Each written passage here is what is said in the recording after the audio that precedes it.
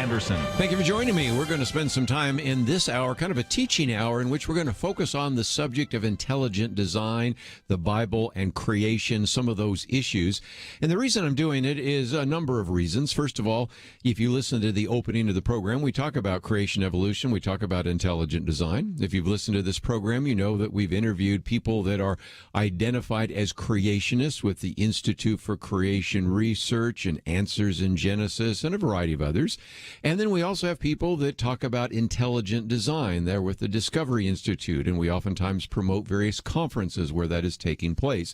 And so what I wanted to try to do is pull some of that together and answer some of the questions that I get.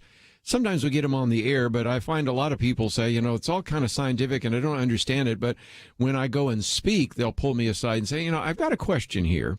And so we're going to try to answer some of those in the next hour here, and still also try to make the case for why this is important, because we do cover this issue of the creation evolution controversy, and we have done this since the beginning of this program back in the 1970s. And of course, some things have changed because we've developed now what's called an intelligent design movement.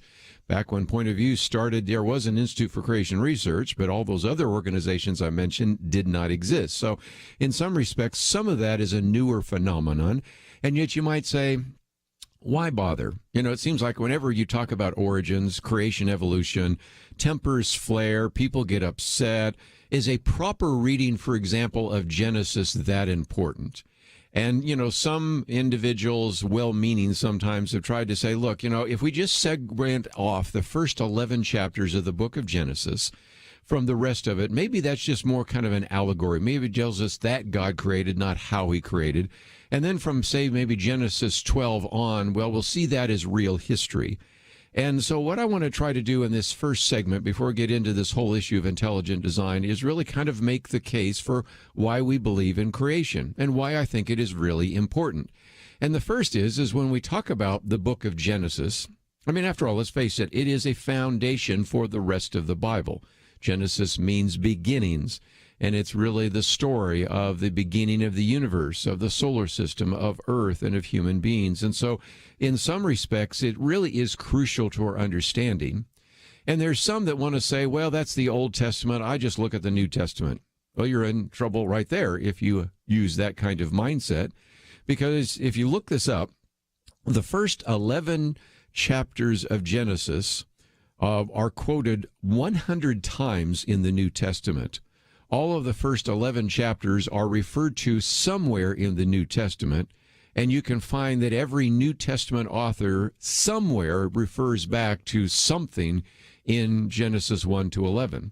So this idea of trying to segment it out and say, well, it's not really historical, the writers of the New Testament acted like it was.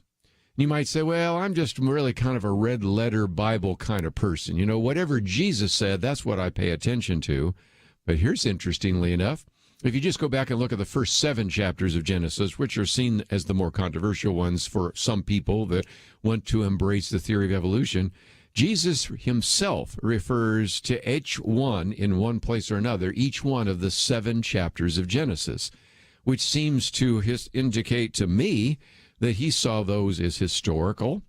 For example, when asked this question about marriage, you might remember that in the book of Matthew, he refers back to Adam and Eve to explain the biblical view of marriage. So it seems to me that he really looked at and believed that Adam and Eve were historic figures.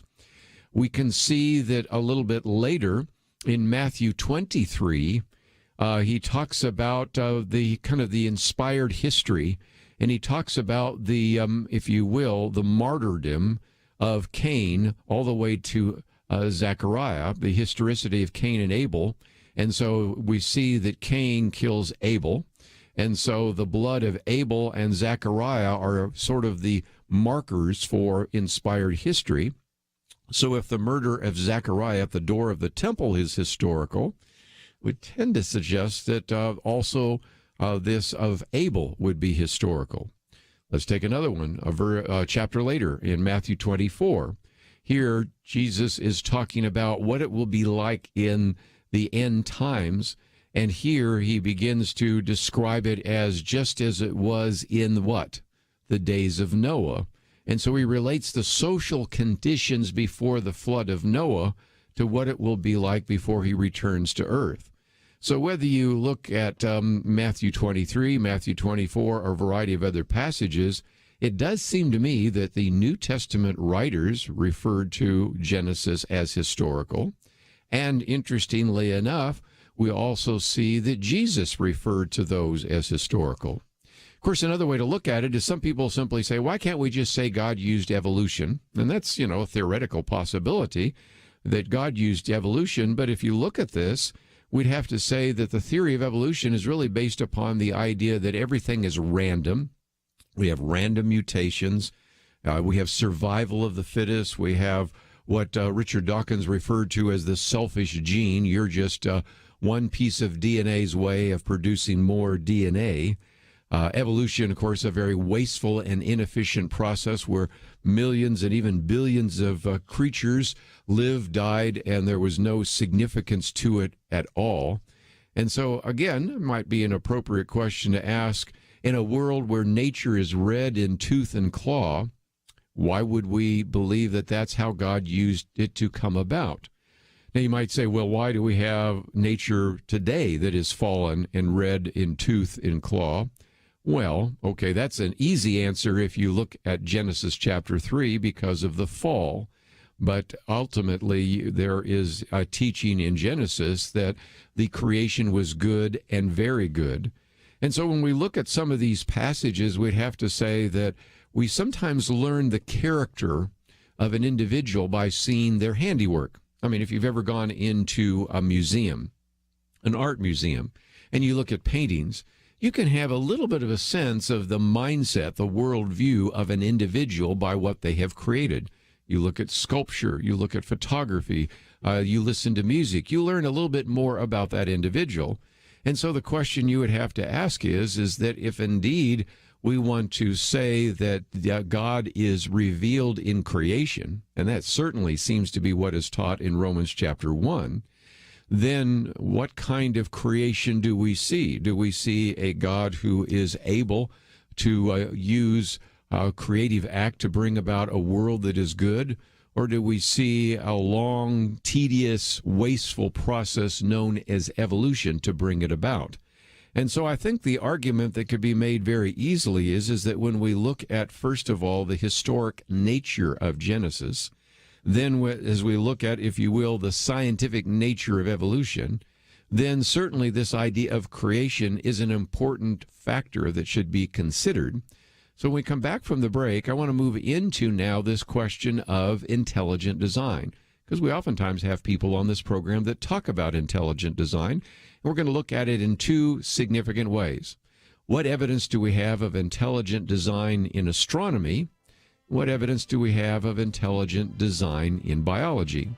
And even though it will be somewhat scientific, I think it'll be very easy to follow, and it once again will address some of these very important issues that we'll talk about right after these messages.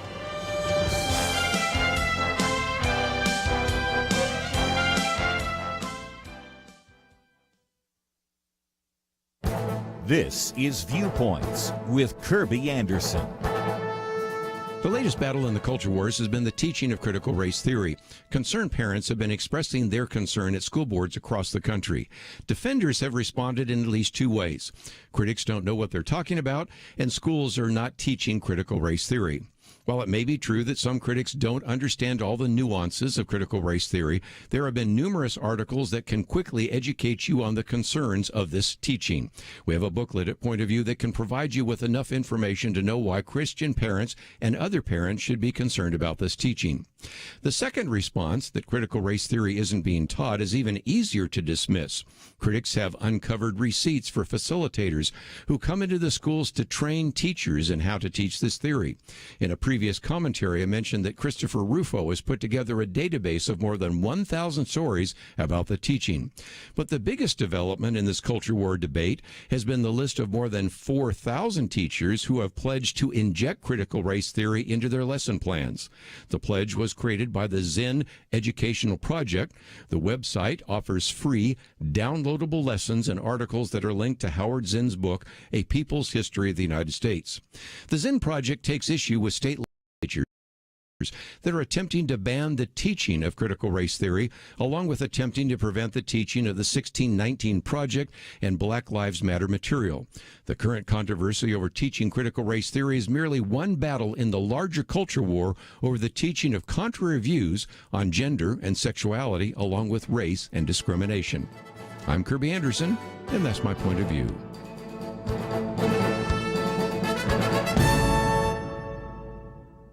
Go deeper on topics like you hear on Viewpoints by visiting pointofview.net.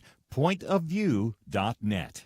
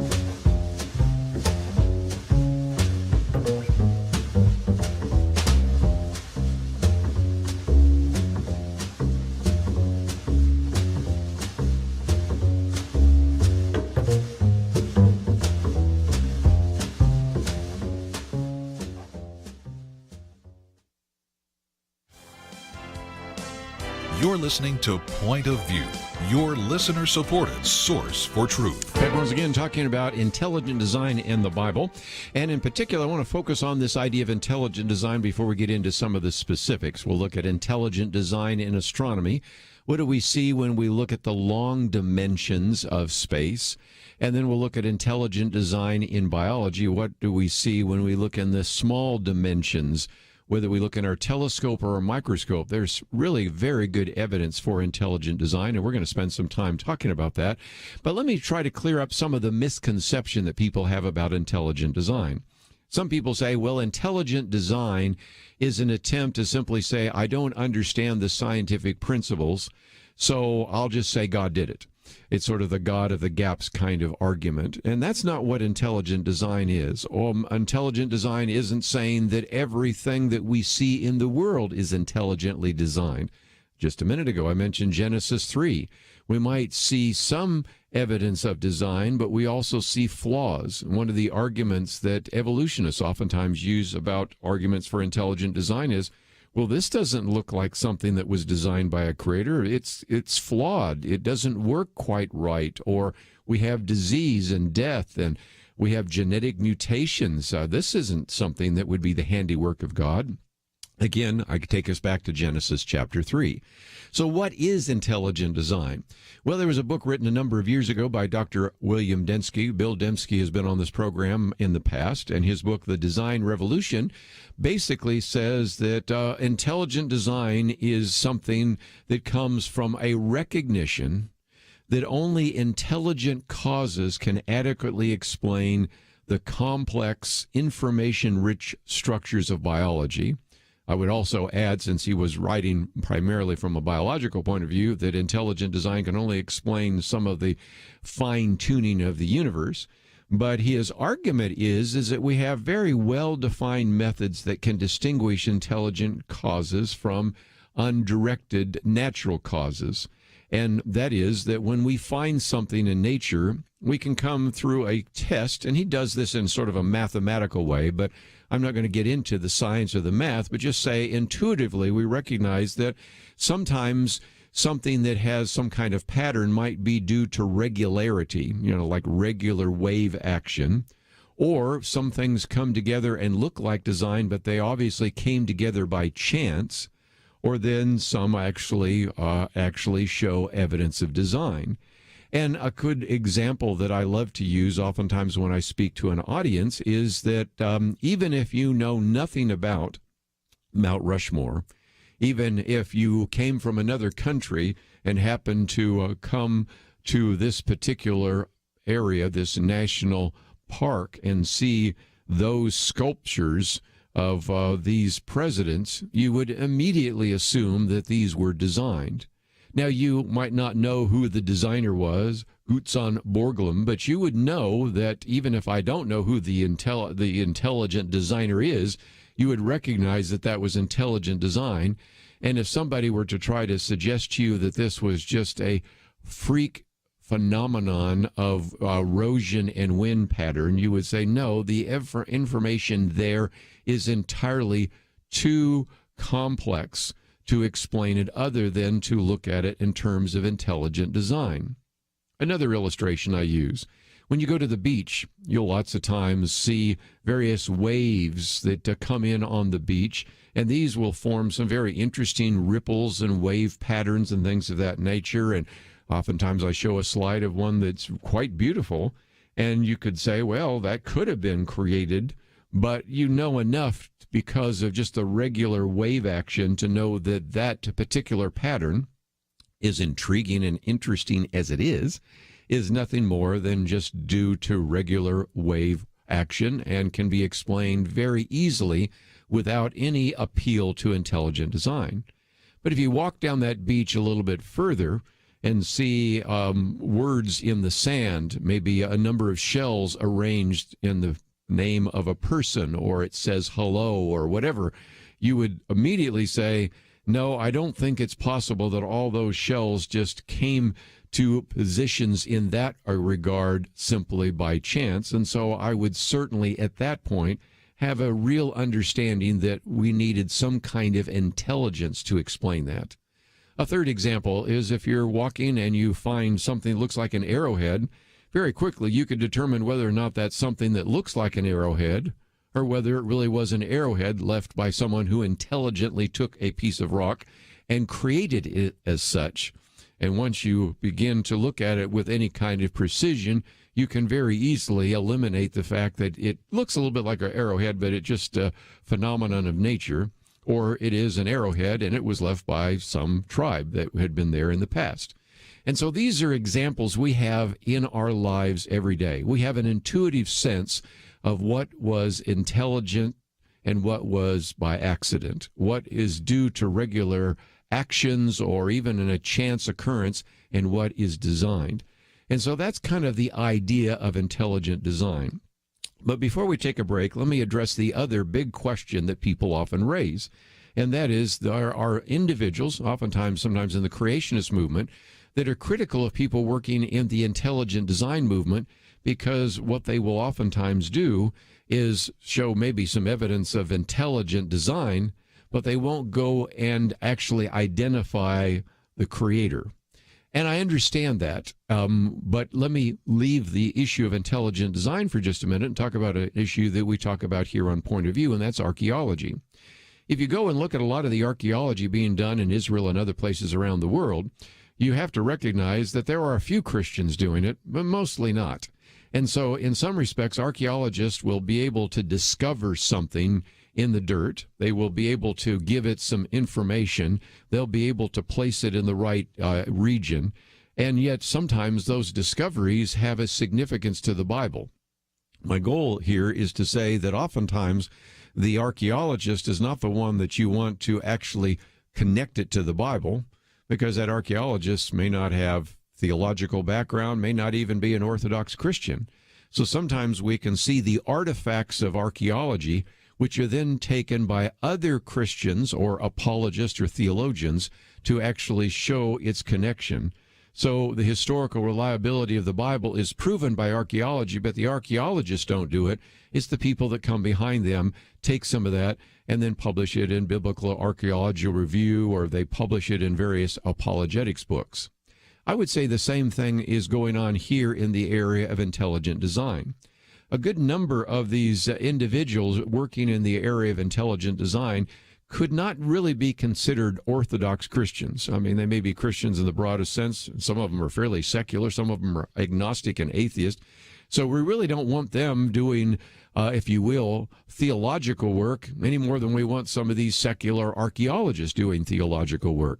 So what I see is that oftentimes they will surface some things that look like the subject of intelligent design, and then they can, in a sense, leave that material so that other individuals, that would be theologians and apologists and others, can go then and point to its significance in terms of creation. And so just as we see this as a real opportunity in the field of archaeology, I hope we'll also see this in the field of intelligent design. Just as we're taking to a break, though, you might say, well, I might like to read a little bit more about this. And one of the resources that we have made available here at Point of View is my book on the subject of a biblical point of view on intelligent design. In the future, maybe we'll even put together a booklet, a very short booklet on intelligent design. That's probably one thing that would be very helpful for individuals.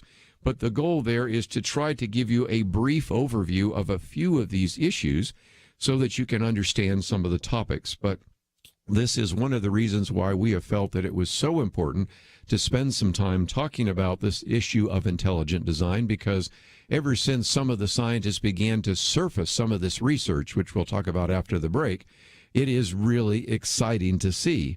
Because after all, we recognize that the heavens supposedly are to declare the glory of God, as we see in Psalms, and so we'll talk about that after the break.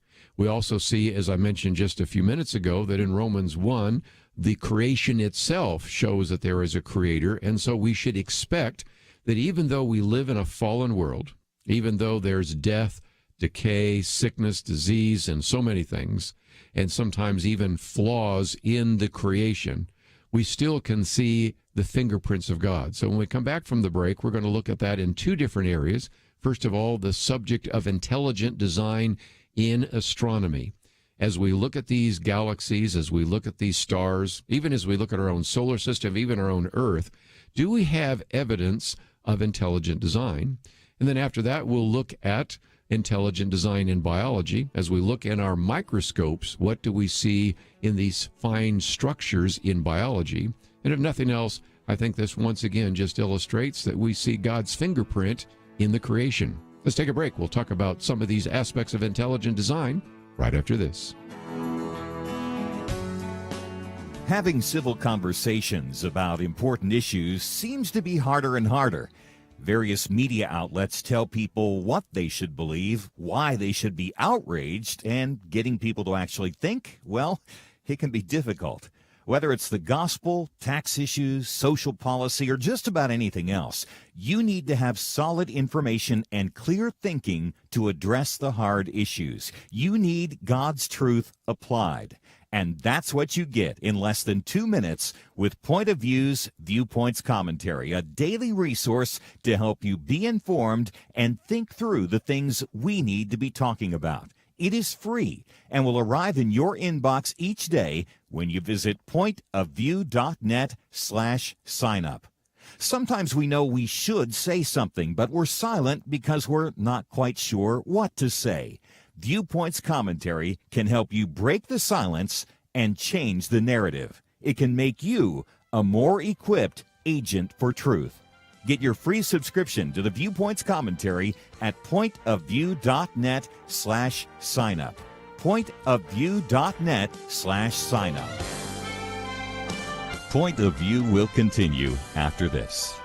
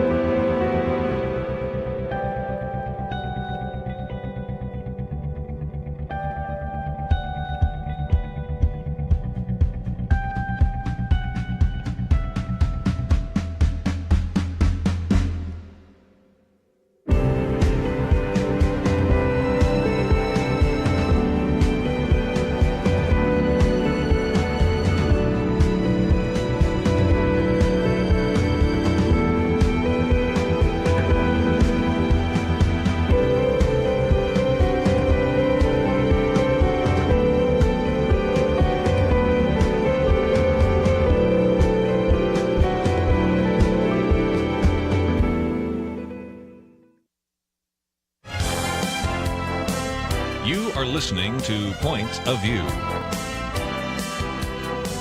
The opinions expressed on Point of View do not necessarily reflect the views of the management or staff of this station. And now, here again is Kerby Anderson. So we're doing a teaching on intelligent design and the Bible, and this last half hour we're going to look at intelligent design in astronomy and then intelligent design in biology. And the way to get into the whole question of intelligent design in astronomy is really to maybe go back to a book that we did an interview on years and years ago called The Privileged Planet. Guillermo Gonzalez and Jay Richards were the authors of that. We talked with Jay Richards, but I want to talk about Guillermo Gonzalez for just a minute because he says, in some respects, what got him thinking about this idea of intelligent design was a solar eclipse. He was watching a solar eclipse, and as he was watching, he was thinking, it has been known for basically centuries that the only place where you can have a full, total solar eclipse is on planet Earth. And a lot of people say, well, it's just a coincidence, but it's an interesting coincidence because in order to have a solar eclipse, you have to have a light-bearing body, which is the sun. You have to have a platform, which is the Earth, and you have to have something that comes between the two, and that's the moon. And then, interestingly enough, if you look at the ratio of the size of the moon to the sun is 400 times larger than the moon.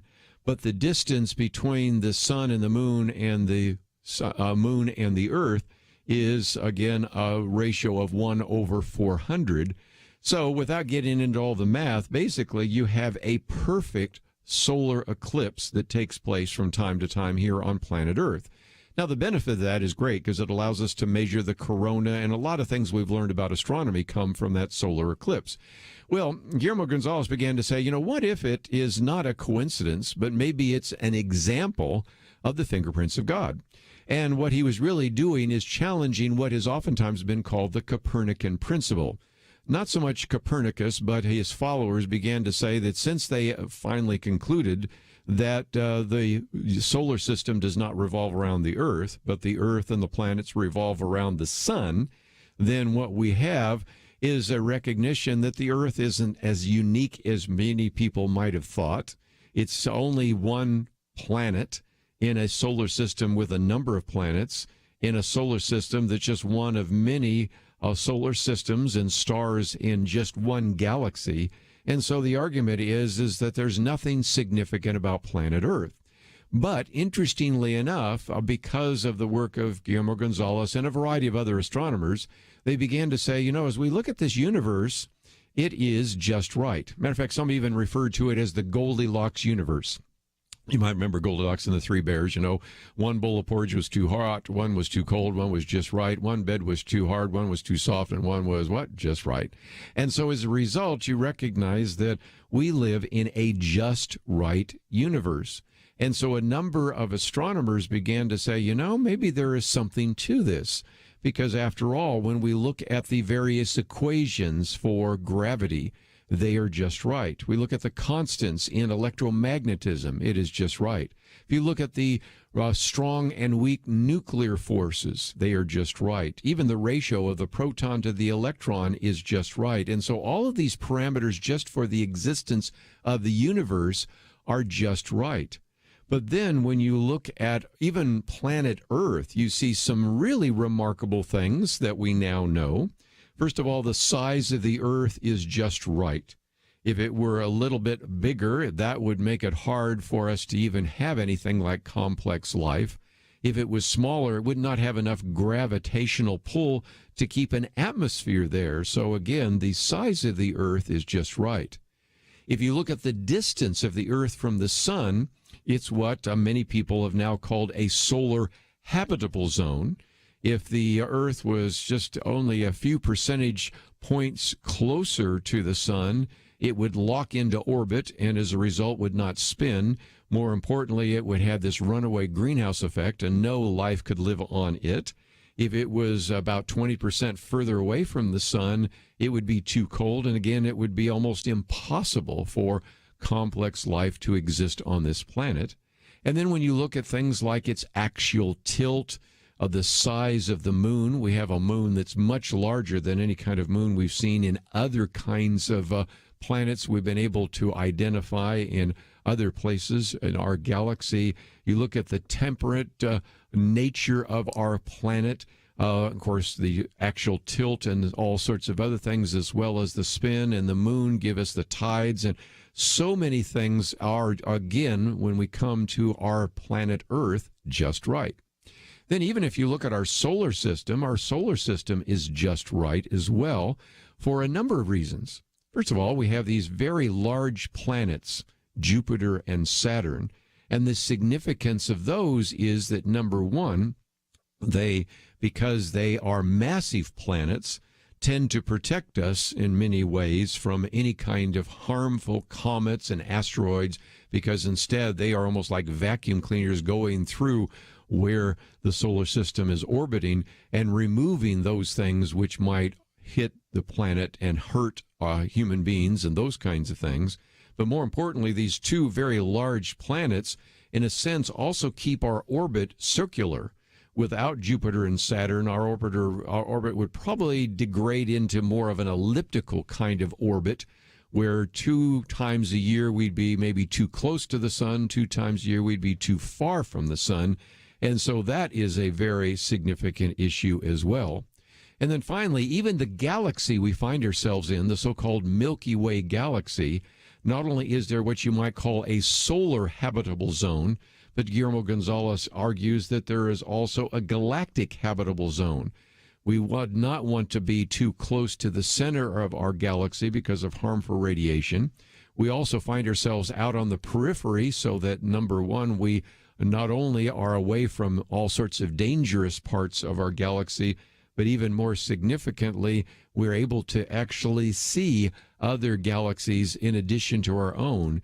And so it is interesting that in their book on this whole idea of the privileged planet, they make some pretty powerful arguments for the fact that really when you look at the particular world that we find ourselves in their book, The Privileged Planet, that the Earth is in the very best place in the galaxy for complex life to exist, but also the Earth is in the best position for scientific discovery. And so that has become very significant as well. Now, you might say, as just before we take a break, how do secular astronomers, how do atheists respond to this? And the way they respond to it, you can see this in a book called The Rare Earth, is, well, we just got lucky. We hit the cosmic lottery. It all happened by chance. Well, Dr. Hugh Ross, who's been on the program with us before, has said, well, let's just try to figure out what that chance might be. And Hugh Ross has compiled in his earlier book about 322 parameters that need to be fine-tuned in order for us to have life on Earth. We found more since then, but we'll use that number. And then he started to come up with an estimate on what is the probability that all of those would happen by chance. And it ends up being 10 to the 304th power. Well, that's a huge number. That's one with 304 zeros. That is enormous. But again, not only do scientists say, well, yes, but we have a very big universe, so maybe somebody just got lucky and hit the cosmic lottery. And so again, he says, well, then let's figure that out. How many stars do we have in the universe? That's a tough number to come up with, but he uses the number 10 to the 22nd power.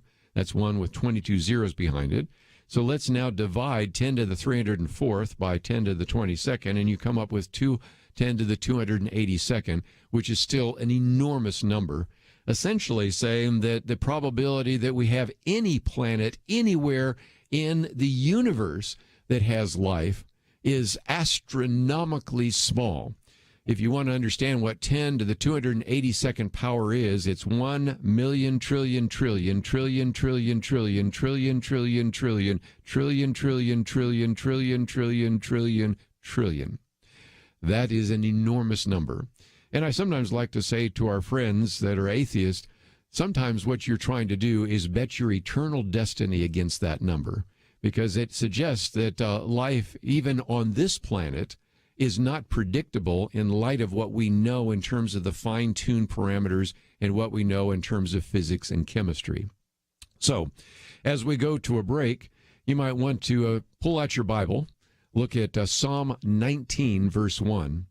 The heavens declare the glory of God. The skies proclaim the work of his hands. If that was true back in the Old Testament when we didn't even have telescopes and all they could see were the stars, look how much more now we know that the heavens do declare God's fingerprint now that we have various astronomical instruments like telescopes and radio telescopes and others to illustrate again how unique life even on this planet is and how it points to the idea of intelligent design and a creator. We come back, let's move from intelligent design in astronomy to intelligent design in biology. We'll be back right after this.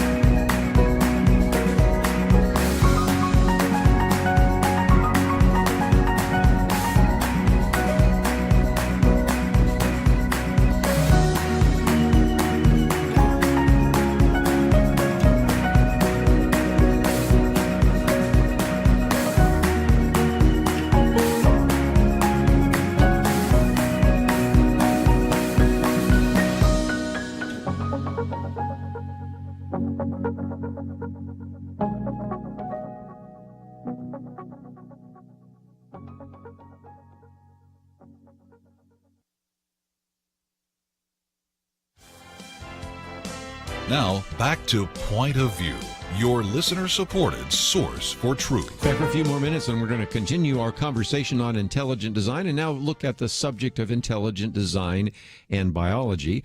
And I'm going to pull a lot of this from the work by Michael Behe, who's been on the program with us here on Point of View, his book, Darwin's Black Box. But to understand it, really, we need to go back to Charles Darwin, because when Charles Darwin wrote The Origin of Species, he did make a very interesting claim that if indeed it could be held to, would be something that would really challenge his view. Because he said, if you could be able to demonstrate that any complex organ existed, which could not possibly have been formed by numerous successive slight modifications, he said, my theory would break down. But he says, I can find no such case. The one that bothered him back in the 19th century was the eye.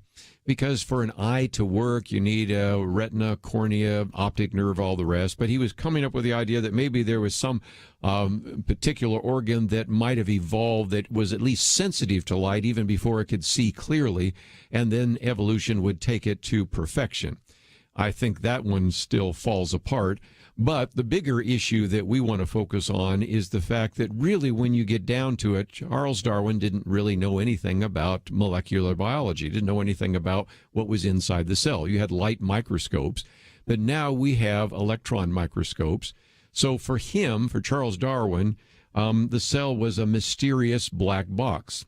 So enter Michael Behe, who is a professor at Lehigh University, who in his book, Darwin's Black Box, came up with this concept of irreducible complexity. He says something's irreducibly complex if it has two or more parts.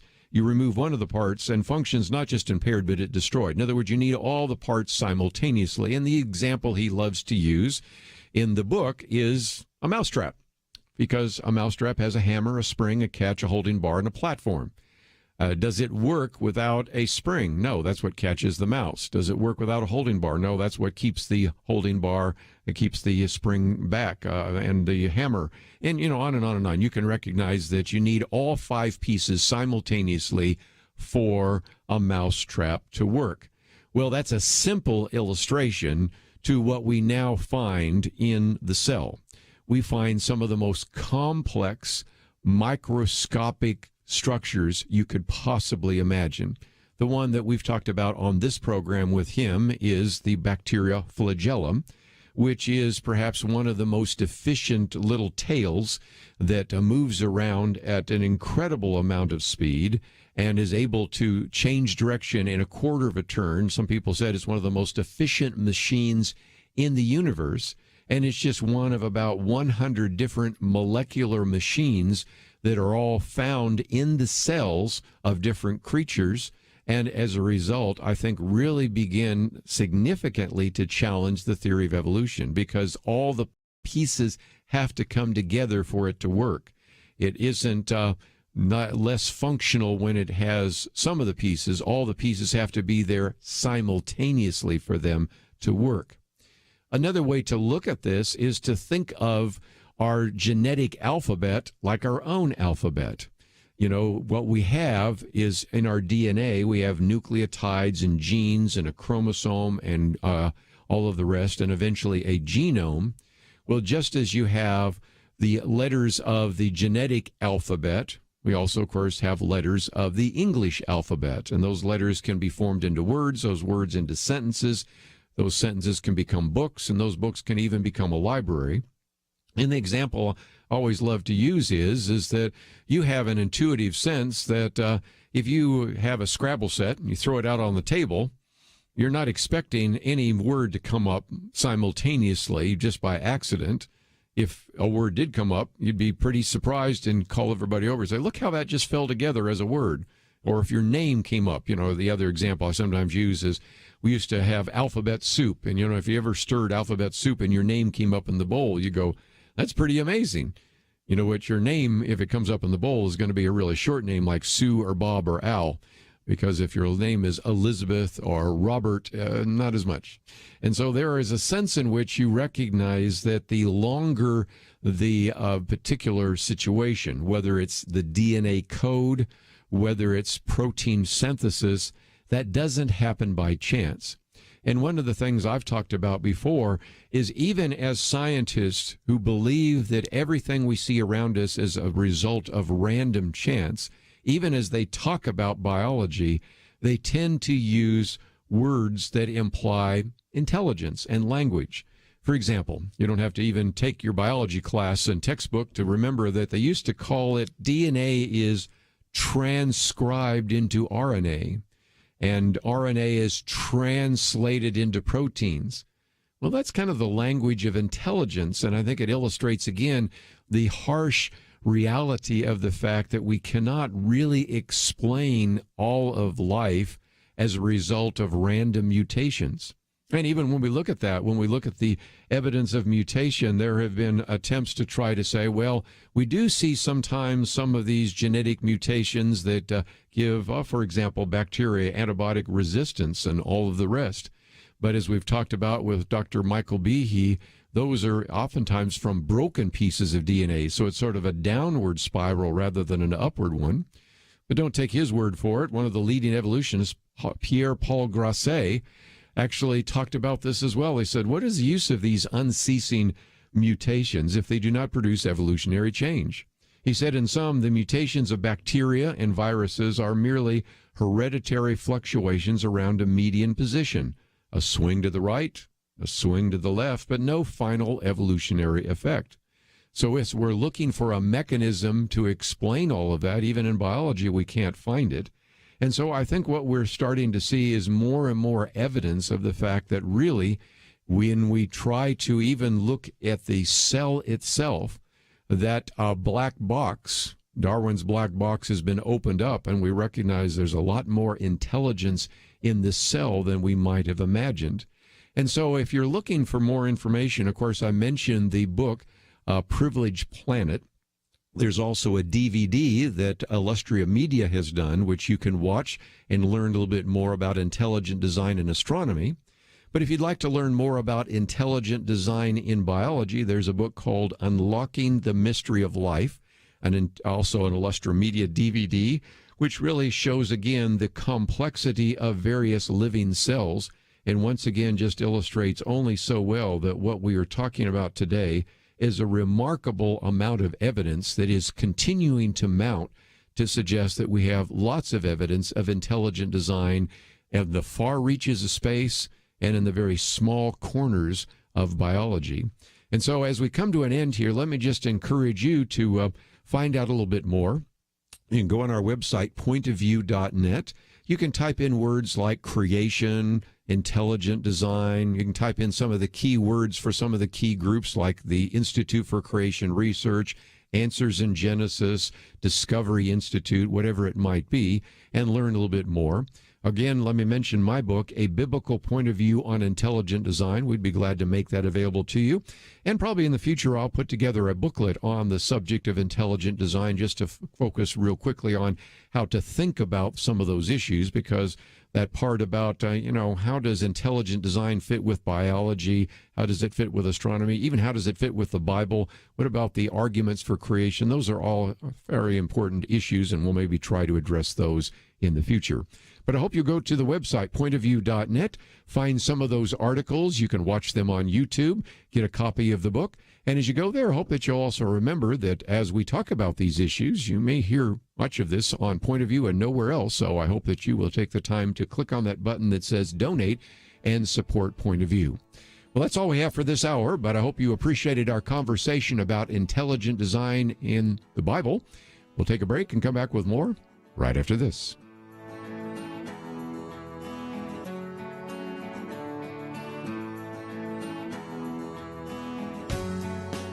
Having civil conversations about important issues seems to be harder and harder.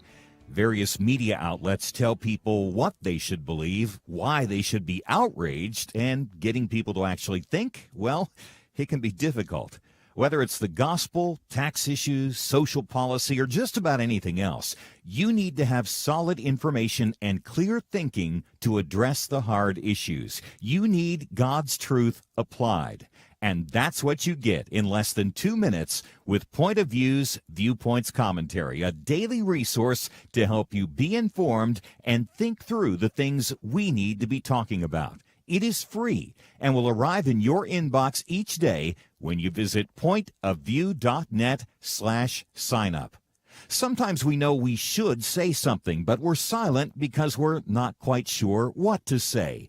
Viewpoints Commentary can help you break the silence and change the narrative. It can make you a more equipped agent for truth. Get your free subscription to the Viewpoints Commentary at pointofview.net/signup. pointofview.net/signup. Point of View will continue after this.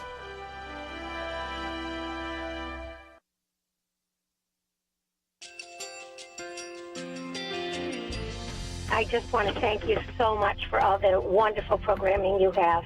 You're just absolutely fantastic. I recently started listening to Point of View, and I really found it interesting because of the different subjects you cover. Thank you for that. I really appreciate everything that you do in keeping us informed. Thank you, Kerby, for everything that you have been doing. I appreciate all the work that you're doing, advocating for the Word of God. Thank you so much. Point of View, I think, is absolutely necessary because it's a Christian perspective, a biblical worldview perspective, and receive very current, up-to-date information about what is really going on, week to week in our culture, which is changing so rapidly, and yet it's morally sliding backwards. Yeah, I'm just, first of all, I thank you guys. Y'all's program is wonderful, and enjoy it every day. I learn so much every time I listen to it. Point of View Radio Talk Show.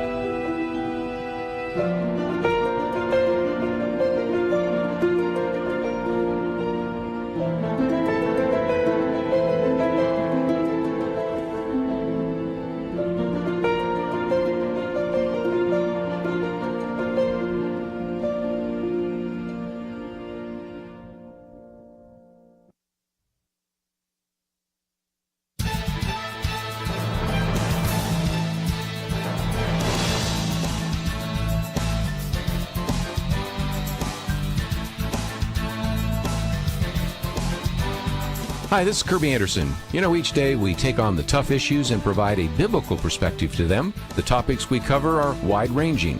Apologetics, theology, prophecy, creation and evolution, intelligent design, marriage, family, child-rearing, the millennial generation, trends in society, politics, economics, business, religious liberty, the Constitution, public policy, foreign policy, military policy, tensions in the Middle East, abortion, homosexuality, pornography, sexual ethics, media, technology, history, and America's godly heritage. We talk about anything that affects your faith, your family, or your freedom. So don't go anywhere, because Point of View continues right now.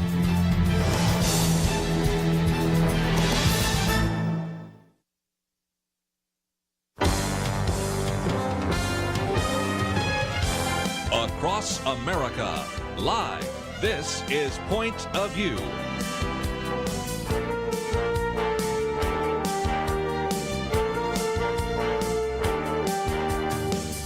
And now, Kerby Anderson. You know, if you've listened to Point of View any length of time, you know that we not only help you know how to articulate a Christian worldview, but we also spend time talking about how to defend a biblical worldview, and that's called apologetics. But you know, in the past, oftentimes apologetics has been sort of a left hemisphere, logical, linear, kind of rational discussion, and that is so very important. But there's another aspect that is, I think, beginning to get more attention, and we've had a couple of guests that have addressed some of this on the subject of maybe the use of more of a right hemisphere creative idea and a look at stories. And so this is why this hour we're going to talk about this new book, Narrative Apologetics. It is written by Dr. Alister McGrath, and if you are not familiar with him, he is an individual that has his doctorate, of course, from the University of Oxford, is the professor of science and religion at Oxford University, has written so many books, but I might mention a few that are on the bio that we have posted here on the website. The Passionate Intellect, Christian Faith, and the Discipleship of Mind, C.S. Lewis, A Life, Eccentric Genius, Reluctant Prophet. And we are blessed to have Dr. Alister McGrath with us today on this very important topic. So, Dr. McGrath, thank you for joining us today. Well, it's a great pleasure to be with you. Let's see if we can talk about this idea of stories. You start off by talking about how stories matter. We're really wired to share them and identify with them. Even last hour, we spent some time talking about television series. We've talked about films. We've talked about the importance of fiction and those kinds of things. This is kind of a new area, but I'm starting to sense more and more people are thinking that apologetics isn't just a series of propositional ideas, as important as those are to defend the deity of Jesus Christ, the reliability of the Bible, but oftentimes stories are a very creative and very significant way to reach this generation. What are your thoughts? Well, I think you're right. I mean, first of all, let's just make it clear. There's nothing wrong with arguments. Those remain very, very important. An appeal to the biblical evidence is always going to be enormously significant. But I think we just need to make sure that we don't limit ourselves to that. And there are other ways we can begin to reach people. And certainly, if you read Scripture, it's full of stories. And for example, when Jesus is answering the question, who is my neighbor, he doesn't give you a kind of dictionary definition. He tells a story. Mm-hmm. I think it's something we can learn from that. This is about supplementing other forms of apologetics. Now, supposing someone were to say to me, Alister, what are the best arguments for the existence of God? Well, I could tell them what the arguments are, or I could tell them my own story and say, look, let me explain to you how I came to see that Christianity is right. And actually, this very important argument helped me in that process. So by telling my own story, I'm actually making available to my conversation partners very important ideas that might help them think further about this. So I think telling stories is very, very natural. It resonates well with our culture, and it really does open up some very exciting possibilities for communicating and defending the gospel. I might just mention that we have information about this book published by Baker on our website. You can get it in paperback or Kindle. We also have a link to Alister McGrath's website, and I can give you the list, but it's probably simpler. Just simply go to pointofview.net and click on his picture. And so all of that is available as we work our way through this book that is now out, about 160 pages, published by our friends at Baker Books. And there's another phrase that is used a lot, and that is this idea of meta-narrative. This idea of a grand story. How does that kind of fit into this idea of meta-narrative? Well, it's a big idea. A meta-narrative, if you like, is a big story that makes sense of all the little stories. And for me, as I read the Bible, I see lots of individual stories, but I see this bigger story, the story of God through creation, through redemption, through consummation. That's the big story that stands behind everything. I think it's very important because a lot of people are wondering if life has any meaning at all. And being able to say there is a bigger story of which you and I are part is actually a really helpful way of beginning to open that whole idea up. So for me, it's a very important idea. We do find people criticizing this, saying you can't just have one story. What I would want to say is that Christianity does indeed give us this wonderful vision of reality, this wonderful story of God creating the world and redeeming it. And actually, it makes so much sense of things that we need to make sure people are aware of this story and can see the difference it makes to their lives. You know, and one of the things that I think you point out early on in the book is, as you would say, facts are not enough. I'm not diminishing that. Certainly that's something we talked about before. But facts like the atomic weight of the only stable isotope of gold, or 197, or C.S. Lewis nominated J.R.R. Tolkien for the 1961 Nobel Prize in Literature, those are facts. But it seems to me, Dr. McGrath, that sometimes even when you present facts to individuals, it just affects the rational mind. I found that stories, emotional arguments, even your own testimony kind of get beyond and even sometimes bypass the skeptical mind to get to the heart. And as an individual that I know over the years has really engaged in all sorts of debates with the so-called new atheists, I think you probably have found that sometimes telling that story is more impactful long-term than just some of the facts that we oftentimes recite here on Point of View. I think that's exactly right. I mean, facts are very important. Let's be clear about that. But simply stating a fact doesn't help people see the difference it makes to their lives. I can say Jesus is the Son of God. I can say Jesus died for my sins. But my audience may well say, well, so what? I mean, tell me more. I need help with this. I think that's one of the concerns we need to be aware of, that it's not enough simply to say, this is what Christianity says. We need to make the connection. And very often we tell our stories to help people see the connection between the facts of faith and the transformed lives that brings about. So stories are a very good way of being able to say, here is how I discovered that Christianity is about the death of Christ for my sins, and here's the difference it made to me. It's about how this story transformed me. It's not just me listening to this and saying, this is right. It's about me saying, this utterly changes everything. My life takes on a whole new dimension because of this. And each of us can help the people we're talking to see the difference that faith makes to us. Again, we're not necessarily arguing against argument, but it, in a sense, needs to be seen as its proper place. And in your book, you have a quote from an Oxford writer that says, though argument does not create conviction, the lack of it destroys belief. What seems to be proved may not be embraced, but what no one shows the ability to defend is quickly abandoned. Rational argument does not create belief, but it maintains a climate in which belief may flourish.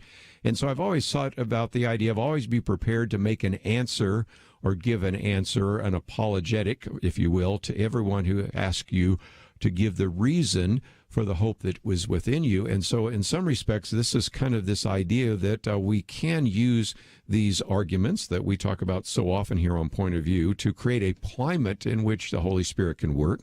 But we need to take a break. And when we come back, I want to talk about kind of the theological foundations of this idea of narrative apologetics. And if this is kind of new to you and you find yourself saying, well, I'm witnessing to my friend and I've given him some of the logical arguments, but I think we need some more. I think you're going to find this book very helpful, and it is published by Baker Books, and it is, of course, written by Dr. Alister McGrath. And if you'd like to join us, already got phone calls coming in, might as well open up the phones, 1-800-351-1212. Perhaps you've appreciated the work of Dr. McGrath, or maybe you have some questions about how to witness to your friends or how to answer the objections to the Christian faith. That's what we're here for, and we'll cover that right after this.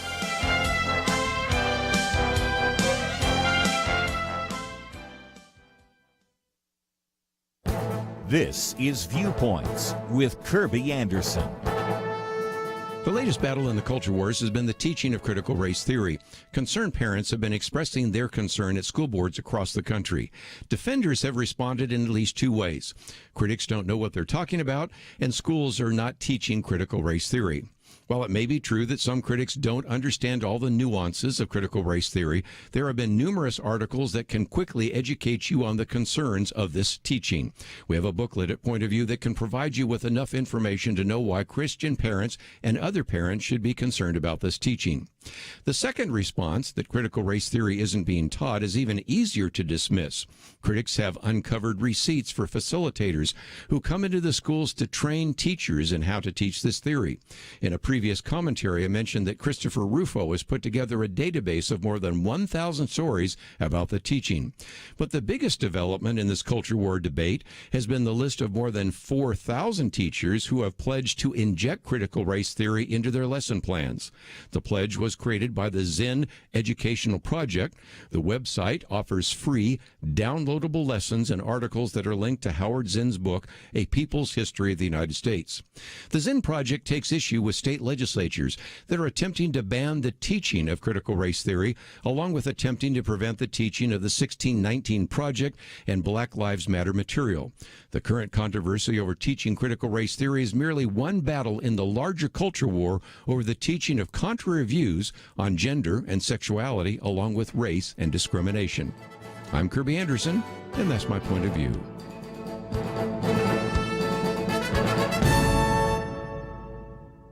Go deeper on topics like you hear on Viewpoints by visiting pointofview.net. Pointofview.net.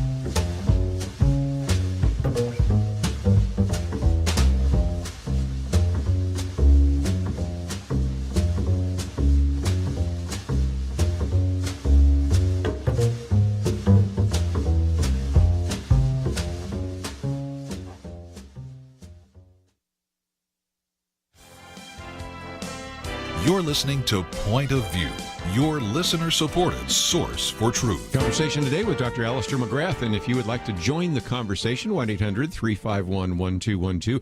Narrative Apologetics. It is published by Baker Books, and if you'd like to get it in paperback or Kindle, we have a link on the website. We also, of course, have a link to Alister McGrath's website, and this, again, is talking about sharing the relevance, joy, and wonder of the Christian faith. Chapter 2 starts out with a quote from N.T. Wright, and we were privileged to have him on the program about a month ago. The whole point of Christianity is that it offers a story, which is the story of the whole world. Give us a little bit of the theological foundations, if you might, for this idea of narrative apologetics, because this is probably still kind of a new idea for a lot of our listeners. And so what's kind of the theological structure behind it? I think there are 2 points to make. One is that the Bible itself uses stories extensively. In other words, it tells stories to make theological points. It tells stories to illustrate key theological ideas. So we have this idea that stories really do matter, but there's something more than that. And it's something that's picked up by a lot of particularly writers who have very strongly theological interests, like J.R.R. Tolkien. And he says that in many ways, being made in God's image means that we, in effect, tell stories which in some way reflect the greater story of God. And so what Tolkien is saying is that, if you like, we are made to tell stories, and we're made by God to tell stories which echo the greater story of God. So the argument is that this is not just something, a form of apologetics which is sort of pragmatically useful, but actually it's deeply steeped in Scripture and has a very rigorous theological foundation. So it is something I think we need to explore. But let me emphasize that narrative apologetics is quite recent. It's something that's beginning to get off the ground. People are very interested in it. But there's a lot of thinking we need to do about how best to use it, whether we use it on its own or in combination with other approaches to apologetics. So there's a lot more work to be done, but it really is interesting. And I think it opens up some very exciting new possibilities. I think so. You know, you mentioned Tolkien and, of course, C.S. Lewis as well. In one section, you do talk about this idea of myth, and I've always had trouble kind of struggling what that meant, because Tolkien talks about this idea of a Christian myth. When people say, well, it's not a myth, but I think we understand what that means, or God's myth, which Lewis talks about. How does that fit? Because when we hear the word myth, I think we sort of react in the wrong way, but they weren't using it in the traditional sense that is oftentimes used in the secular culture, were they? No, they weren't. You're quite right. The word myth to us means something like an invented story, something that's not true. And that's not what either Tolkien or Lewis mean. What they're doing is using the word myth in a technical sense. What they mean is a story that captures our imagination and conveys truth. And what they're saying really is that Christianity is a true myth. In other words, it really happened, it's trustworthy, and it's able to make sense of all the other stories that we tell. So like many people, I'm trying to find a word to replace myth, to try and avoid that word, because it does get misunderstood. Right. And that's why I think I prefer words like story or narrative, because these really help us see what the issue is. So I'm very grateful to Tolkien and Lewis for all they've done, but at this point, I think, they're not that helpful, because they can, I think, create a negative reaction because people don't understand what the word myth means. Well said. You know, one of the applications you use is this idea of the question of suffering, and you use the same illustration sometimes that I've used, because when people ask the question about, okay, if God is all-powerful, if God is all-loving, certainly an all-powerful God could destroy evil, and all-loving God would want to destroy evil, and yet evil's in the world. C.S. Lewis, when he was answering this question from a logical kind of linear point of view, wrote, of course, a very classic book, The Problem of Pain. But then 2 decades later, when, interestingly enough, he loses his wife, he writes the book A Grief Observed. And when you have people asking the question about suffering, about pain, about death, sometimes they're not looking for the logical propositional answers. They're asking for you to have compassion, asking for you to help them cope, to deal with it. And I think the C.S. Lewis example that you use there is a great example of 2 different ways to answer the very same question because of the need that that particular person has at the moment. What would you say? Well, I think that's a very important point. Lewis wrote The Problem of Pain in 1940, and actually I think it's a very good book. It, in effect, gives you a good logical analysis of why the existence of pain is not inconsistent with the goodness of God. And it's a very helpful exploration at that point. But, and it's a big but, it does create the problem or the impression that this is simply an issue in, a puzzle we have to solve, that it's a riddle. It doesn't really deal with the issue of the emotional intensity of suffering that many people experience. And then, of course, when Lewis went through this bereavement himself, basically nearly 20 years later, he really began to realize that his earlier approach was inadequate. It worked well for certain people, but not for everyone, including himself, as he went through this situation of grief. So I think what Lewis does there really is to tell the story of his own reaction to his wife's death, and then the way in which he rediscovered God's grace, and in particular discovered the significance of Christ's suffering on the cross.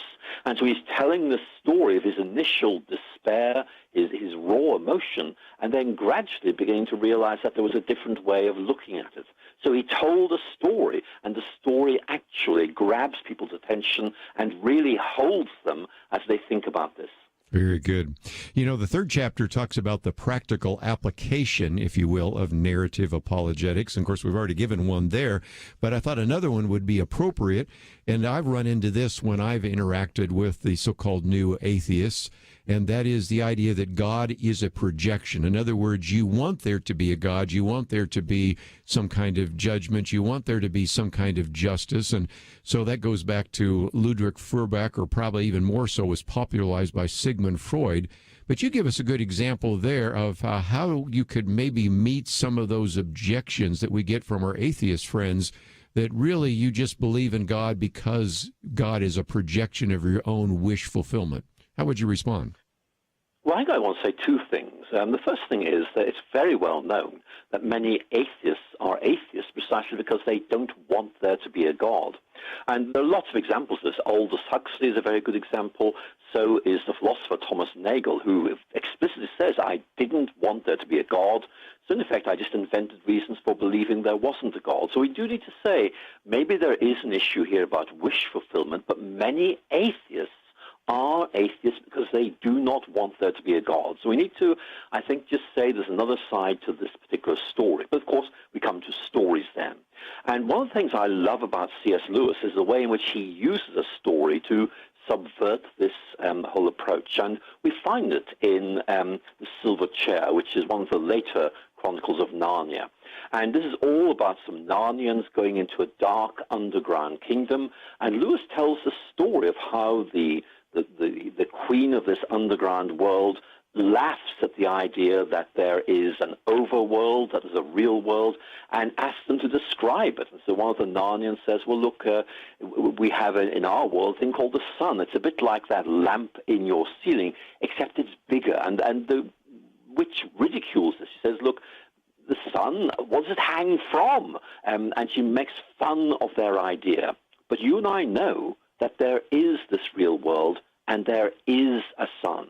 And what Lewis is saying to us simply is, you may hear what sounds like a very sophisticated argument, but actually it doesn't work.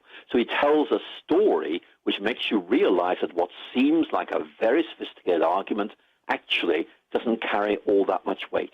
And again, I love that, because Silverchair, written back in 1953, which is, again, ridiculing this idea. You've put nothing into your make-believe without copying it from the real world, this word of mine, which is the only world.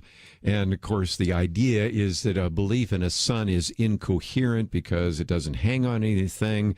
And so, as a result, we are sophisticated individuals here and recognize that you're talking about a world that really doesn't exist and your description doesn't make sense. And, of course, how many times have we run into some of that even when we talk about spiritual blindness? I mean, imagine trying to explain to a person that's blind what the color red looks like. Well, I mean, you're kind of limited.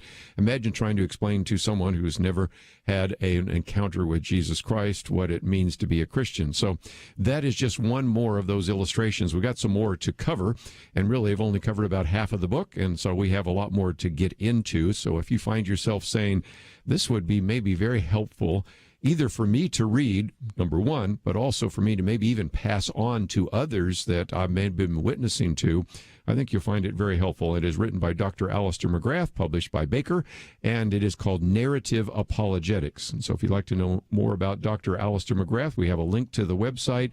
If you'd like to know more about the book, click on the button there, and it is a book that is now currently available, both in paperback and in Kindle. And if you'd like to join our conversation, that number is 1-800-351-1212. We'll take a break and continue our conversation with Dr. Alister McGrath right after this. We live in a digital generation. Point of View is reaching this often overly plugged-in generation with truth.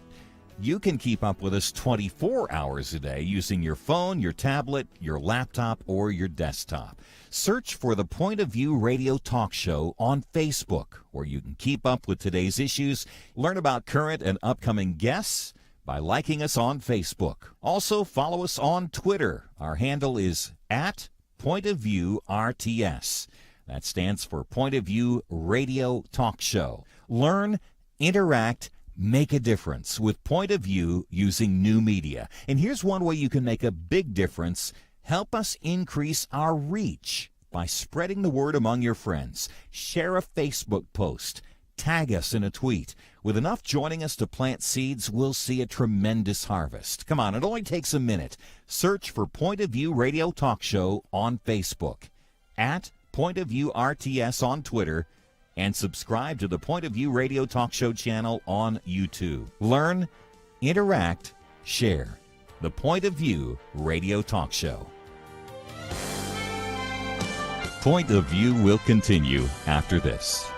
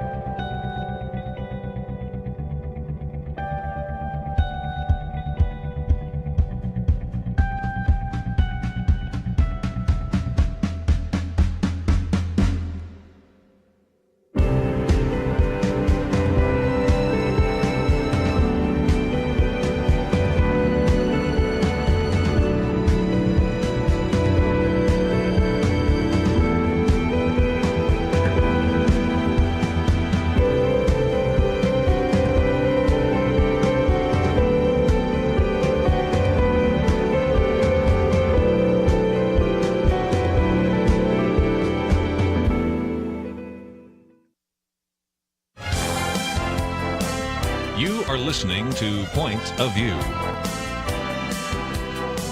The opinions expressed on Point of View do not necessarily reflect the views of the management or staff of this station. And now, here again is Kerby Anderson. Continue our conversation today with Dr. Alister McGrath. The book is entitled Narrative Apologetics, Sharing the Relevance, Joy, and Wonder of the Christian Faith, published by Baker Books, and you can find it in your local bookstore perhaps, but we've also made it very easy for you to order it online if you'd like to get it in paperback or Kindle. And of course, we have a link to Dr. Alister McGrath's website as well. Been talking about the practical application of this idea of narrative apologetics, the importance of story. One of those we just talked about, of course, is this idea that God is just merely a wish fulfillment, a projection. But there are two others in that chapter before I wanted to move on, one on the incarnation and one on sin. Now, if you think about this, Dr. McGrath, when we talk about Jesus, it isn't put in a propositional way at all. The Gospels are narratives. The Gospel narratives really emphasize the impact, and so it tells the story, life, death, and resurrection of Jesus. So if nothing else, the incarnation is put in a narrative form, isn't it? I think that's right. I mean, there's a real danger of thinking of the idea of incarnation as some sort of abstract idea. In fact, it's an interpretation of the story of Jesus.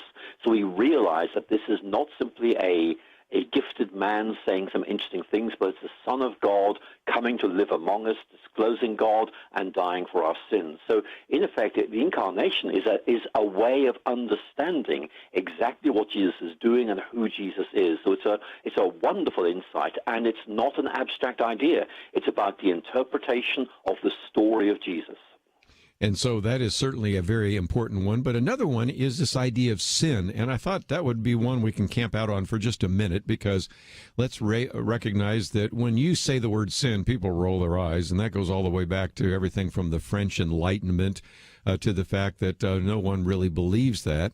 And yet you take us through everything from straw dogs to the voyage of the Dawn Treader, C.S. Lewis's work, that help us understand that this might be another way to begin to communicate this idea of sin, which sounds like some kind of anachronism, something that belongs in a previous century, but not what rational people in the 21st century would ever believe in. So how does that maybe work in terms of this idea of narrative apologetics? Well, narrative apologetics says we can appreciate why sin is so important and also bring it to life, help people to realize why this is so credible, so important by telling stories. So let's look at C.S. Lewis's example in The Voyage of the Dawn Treader. And this is the very famous incident involving the schoolboy Eustace Scrubb, a very interesting character. Yes. But Eustace is greedy, and so Lewis portrays Eustace as in effect changing into a dragon. If you're wondering why he changed into a dragon, it's because for Lewis, a dragon is a symbol of greed. But just imagine the story. Eustace becomes a dragon. Eustace doesn't like being a dragon, so he says, right, I want to go back to being a boy. He discovers he's trapped. He's trapped as a dragon. He cannot get out of a dragon skin. He cannot get back to his original sense. He's absolutely trapped, and he is in despair. How can he, in effect, get back to what he wanted to be? And, of course, it's a beautiful reworking of Romans chapter 7. The good I want to do, I don't do it. Who's going to deliver me from this body of sin? And, as you might expect, Aslan bounds onto the scene, scrapes away the dragon scales, in effect, and throws Eustace into a well. He emerges healed and restored. Now, the story is very powerful. I've just told it very, very briefly, and I have to say very inadequately. But many people in our secular culture, when they hear a story of being trapped, not being able to break free from forces that kind of way imprison us, they're going to say, that's me. I'm addicted to this. I'm addicted to that. I can't break free. I know exactly what you're talking about. Is that what sin is? And you can begin to say that's a very important part of what sin is, and it raises the question, who's going to set us free? So what I'm going to say is simply this, that actually telling stories like that is a wonderful way of communicating the idea of sin in a way that captures the imagination and makes people say, I know what you're talking about. My story's a bit like that too. What happens next? So I think it's worth trying, and I encourage your listeners to try using this and see how well it works. Well, again, something that I had never thought about before, the voyage of the Dawn Treader. And again, Eustace, and that story is just one more example of maybe how to practically apply it. Let's see if we can move to this idea that you also talk about in terms of biblical narratives, opening windows of perception. Because if you think about it, the Bible, of course, is full of narratives, but you even talk about this idea of a succession narrative in which you really have two things coming together, kind of an interweaving of history and interpretation. And I'd kind of never thought about that before, but that is another way to look at this. We don't have to be afraid to look at the Bible as a story. It's a true story, but it also is told in a story format, and those narratives sometimes interweave the propositional truth, the history, with the interpretation and the theological ideas, doesn't it? It does, and I need to reassure your listeners that when we tell stories, we're not inventing things. We're not disregarding the propositional side or the evidential side. We're in effect using a way that the Bible itself authorizes to help to connect up with people. And it brings home, I think, to many people that this is a really important question of interpretation. How do we understand the story? Because, of course, it leads to the question, well, how do I understand my own story? Who am I? What can be done to put me back on the right track? So using narrative apologetics is very, very exciting in some ways because it comes to the question of our own stories. I could tell the story of how my life was redirected by the gospel, and that is a story that many people can tell. It's very important because each of your listeners could have a personal testimony about how they discovered faith or how their faith sustained them in times of difficulty. And narrative apologetics is wonderful if you aren't very good at argument but have something very important to say, because you can tell your story and say, this shows how the Christian faith really changed my life and is real and not just true. And again, I love that chapter because you have a whole section on the story of the Exodus, the hope of deliverance, the story of the exile, where do we really belong, as well as, of course, the story of Jesus Christ rendering the love of God, and then the parable of the kingdom, what do we really desire? So each one of those stories, each one of those elements of that can be used to address some of these different issues about love and hope and belonging and identity and the rest. And so that is certainly a very significant section. But just before we run out of time, I wanted to also get into what you talk about in terms of strategies for narrative apologetics. And part of it is what you call telling a better story, because Christian apologetics tries to show the deeper appeal and of the Christian story. But in a sense, you think about C.S. Lewis, you talk about the weight of glory, which is certainly something I've quoted from before. There is a real need for us to, as you said, tell a better story and see the Christian story as a meta-narrative. How does that all fit together? It all fits together because what we're saying is that our secular culture tells stories. Here's one. We are the random products of a random process. Yes. We mean nothing. We can tell a different story, a better story. We are the creation of a loving God, and we're special to God, and there's something he wants us to do. So what we need to do is say, you're telling one story, I can tell a better story. It's better in two senses. It makes more sense of the evidence, and it offers a way out. It offers a way ahead. So I pick up this phrase from C.S. Lewis, telling a better story. It just reminds us that really we can be confident in telling the story of the Christian faith and also telling our own story, which is about how our story has been redirected by this wonderful story of the gospel. So it's very rich and very exciting. It also relates to something else, and we'll take a break and come back a little bit later and talk about this, but it also offers a, as you said, realistic account of our world. Part of the opportunity, I think, sometimes when we talk with our non-Christian friends is that you have to deny a fair amount of reality to be an atheist. You have to deny all sorts of things about the sense that there is something more to life than life, that there seems to be a mind, not just a brain, that there seems to be design, and it isn't just a result of random processes and chaos and a variety of other things. So it isn't just a better story because it's compelling. It's also a better story because I think it gives a much more realistic account of our world. And so when we come back, we'll talk about that. You also talk about this idea of creating space for the reader and making sense of our existence, and so many questions that people are having here in the 21st century. This idea of narrative apologetics, I think, really begins to address those in a proper way. So we'll come back and continue our conversation with Dr. Alister McGrath. If you find yourself saying, well, I'd like to know more about the book, it is available through, of course, our links that we have provided there. It is published, of course, by Baker. You may find it in your local bookstore, but we've made it very easy for you to order it, both in paperback and in Kindle. And again, we also have a link to his website. Let's take a break. We'll continue our conversation on this issue of narrative apologetics right after this.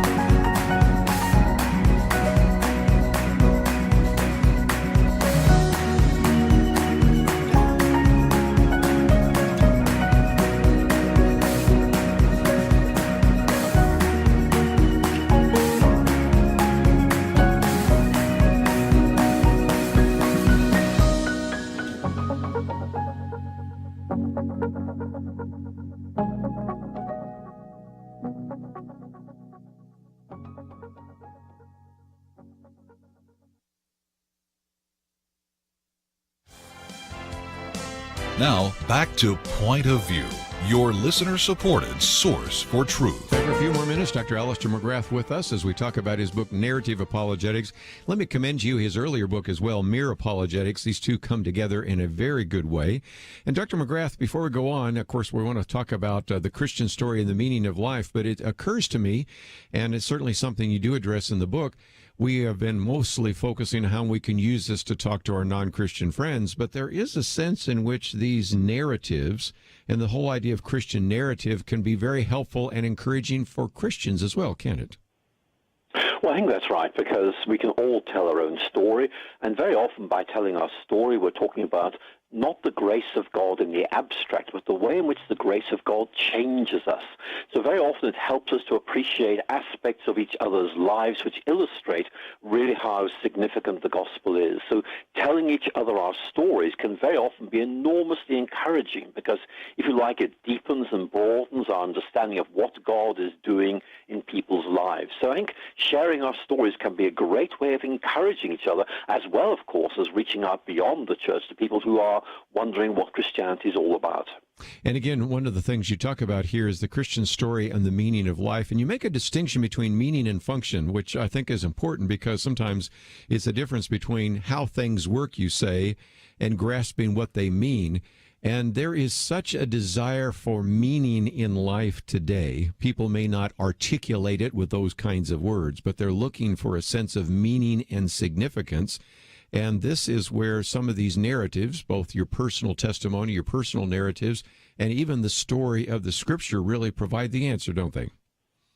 They do. I think we need to really make the most of this, because people are wondering, for example, what science has to say. And very often science is simply saying, here is how things work, here is how you work. And that's very useful to know. But we want something more. We want something deeper. We want to know what this is all about. What do we mean? And, of course, science doesn't answer that question. So we really need to bring out that Christianity is able to refresh parts that science and other things just don't reach, that there's something very important here. And psychological studies have shown time and time again that people are really questing for this whole sense of meaning in life. And Christianity is very, very powerful on this topic, and each of your listeners can talk about how their story is that of discovering the meaning of life as it is shown in, for example, Jesus Christ. So there's something very exciting each of us can do in conversation with our friends. And again, you talk about this with 4 different questions, some of which we've talked about on the program before. Identity, who am I? Value, do I matter? Purpose, why am I here? And agency, can I make a difference? And these are 4 kind of fundamental questions. Some have even referred to them as kind of the 4 killer questions, because if you can answer those, you're going to obviously then understand your purpose and even your significance, and even set forth your agenda for the rest of your life. So these are really important questions, and narrative apologetics answers those, doesn't it? It does, and it doesn't just give answers. It means that each of us can, in effect, say, let me tell you how I discovered, for example, who I really am, or let me tell you how I discovered I really matter, or let me tell you how I began to realize quite suddenly that there was something I was meant to be doing, purpose. All of these things really matter to people. And so, again, in the end of your book, you talk about this idea of handing over, developing narrative approaches to apologetics. So what would you say as we kind of wind down the interview today in terms of how to apply this, and also the additional work that really needs to be taking place from other people in this regard? Because I think you're really onto something, and this important value of story is, of course, the theme that runs through your book, but it's something we need to begin to apply as we reach out to our friends, neighbors, and coworkers. Yes, that's a great question. I think what I say in the book is, let me explain to you what this idea of narrative apologetics is all about, and then, in effect, say, well, now I've explained this, I think you can see that you, the reader, can do something about this. And so I ask questions like, is there something about your own story that might actually help people understand what Christianity is all about?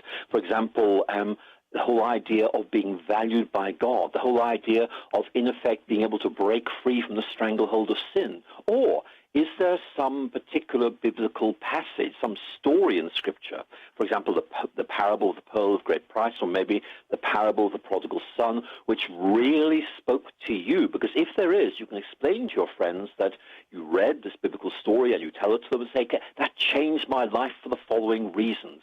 And although in one sense you're just doing theology, talking about forgiveness and things like that, the way you're telling it, by telling your story, is in effect very, very capable of engaging people and making them think maybe my story could be redirected and transformed like her story. So it's very powerful, and you do not need to be good at arguments to be able to tell your story and make those connections. Well said. Again, we also have a link to your website, and I might just mention that there is information about the current projects and publications and public engagements and those kinds of things. If they scroll down, they can find, for example, the video series, the Oxford Conversations video series. And so that is a way in which people can maybe even watch a video, click on that share button, put it on their Facebook page or their Twitter feed or maybe their website or something of that nature. So those are resources that are available as well. But what else would they find when they land on your website?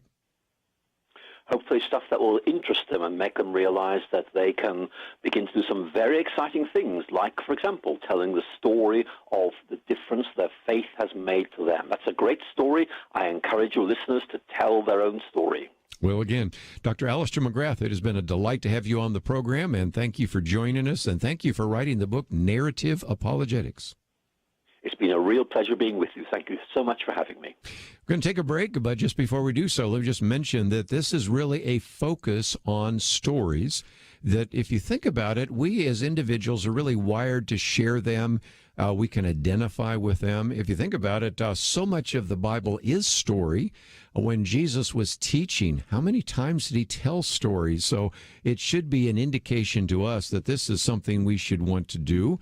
And so this is kind of the first book of its kind in this regard. But again, I highly recommend his previous book, Mere Apologetics, that is, in a sense, the foundation for some of the things we're talking about. So if you really want to be equipped, I think you're going to find that this is a very great resource for you.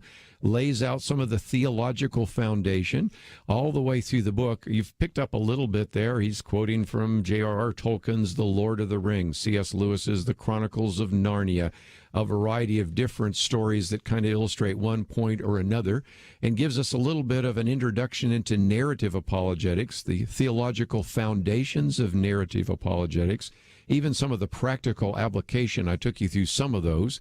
Then looks at some of the biblical narratives, because he believes that that really can open up windows of perception, not just for the non-believer, but even for us as Christians. Then he talks about strategies and criteria for narrative apologetics, and then finally talks about the Christian story and the meaning of life. People are looking for meaning, and this is a book that helps you think about maybe telling, first of all, your own story, but other stories that you can read that maybe connect up with the heart and just, in some respects, bypass some of the skeptical ideas in the head. And then finally even has a section on developing narrative approaches to apologetics. So it is a book that is, I think, going to have greater impact and already seems to be, because he's really looking at a different way to do apologetics. We should always be prepared to give a defense for the hope that is in us. But sometimes that can be with propositional truth. Sometimes it can be with facts and evidence. Sometimes it can be with a story. And so I hope you will think more about that as well. That's all we have for today here at Point of View. And I hope that if you would like to know a little bit more about this book, you'll go to the website, pointofview.net. We have a link to Alister McGrath and a link to the book, Narrative Apologetics. I want to thank Andrew and Steve for the help behind the scenes. Hope you'll join us tomorrow right here on Point of View.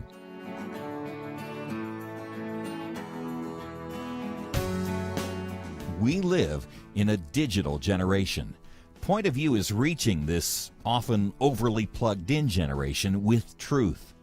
You can keep up with us 24 hours a day using your phone, your tablet, your laptop, or your desktop. Search for the Point of View radio talk show on Facebook, where you can keep up with today's issues, learn about current and upcoming guests by liking us on Facebook. Also, follow us on Twitter. Our handle is @Point of View RTS.